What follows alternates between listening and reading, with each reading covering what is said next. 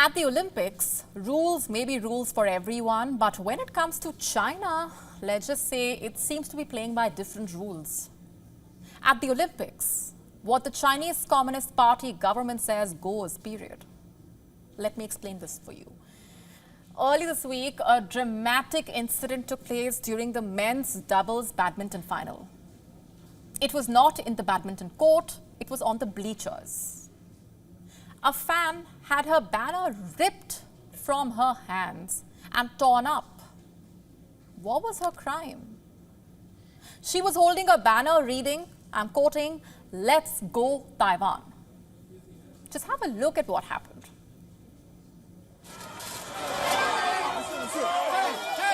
Hey, hey, hey, hey, hey.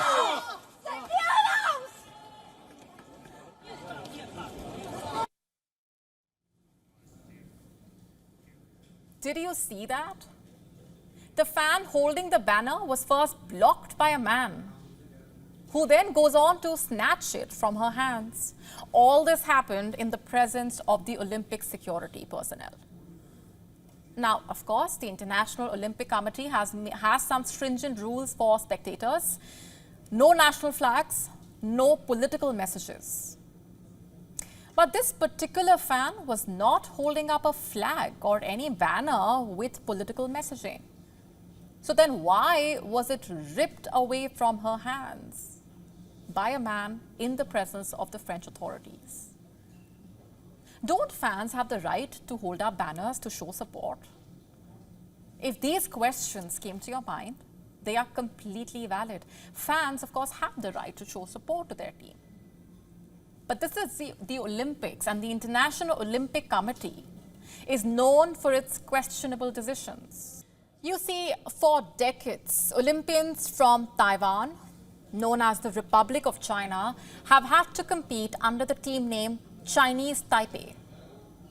This rule is strictly enforced by the International Olympic Committee, IOC. Why is that? Because it faces pressure from the Chinese Communist Party government, which, as you know, claims Taiwan as Chinese territory that it wants to reunify. Look, it's no secret that the Chinese government uses its influence to shrink as much of Taiwan's international space that it can, whether that is at the United Nations or any other global platform. So its hefty influence on the IOC should not come as a surprise then. But if you thought that the extent of China's influence on the IOC ends here, you are mistaken. Early this year, it was revealed that 23 Chinese swimmers tested positive for banned drug. Months before the Tokyo Olympics in 2021, they were still cleared to compete at the Games. How exactly? The World Anti-Doping Agency had accepted an explanation from the Chinese authorities that the kitchen at their hotel was contaminated. The Chinese swimmers had tested positive for TMZ, a performance-enhancing heart drug. But of course, nothing was made public at the time. The revelations came this year after a joint investigation by the German TV channel ARD and the New York Times. It led to widespread criticism of WADA, with people calling it a devastating stab in the back to clean athletes. The Chinese swimmers had won medals at the Tokyo Games, including 3 golds. And what's more, it's common knowledge within the sporting world that International Olympic Committee, IOC, and other sports bodies have time and again allowed China to investigate its own scandals, which inevitably produces proclamations of innocence. If outside investigation is allowed, China would likely stymie them too by refusing to cooperate, and it has happened in the past, by the way. Plus, the IOC has its own corruption problem. It does not have the courage to confront as important a participant and funder as China.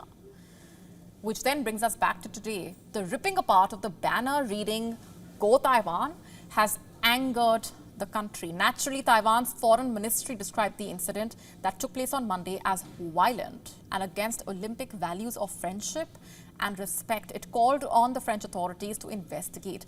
But IOC has not condemned the incident. Instead, it has said that there are very clear rules disallowing banners. They are not completely wrong though.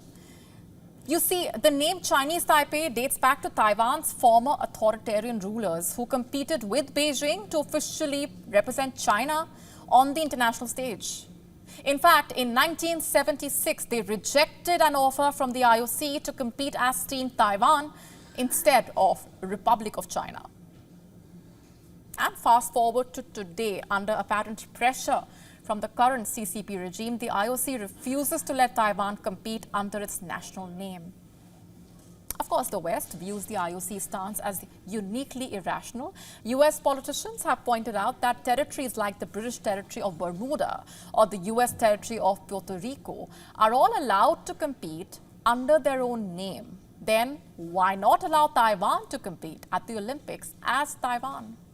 Since that is how the people of this self-ruled island identify themselves.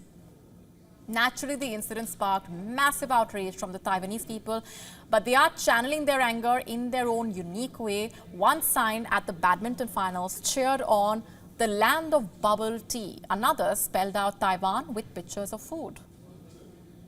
It's a lesson for China and for anyone else watching. You can try to bend the rules to suit your narrative, but you cannot break the spirit of the people. To stay up to speed with the latest news, download the WION app and subscribe to our YouTube channel.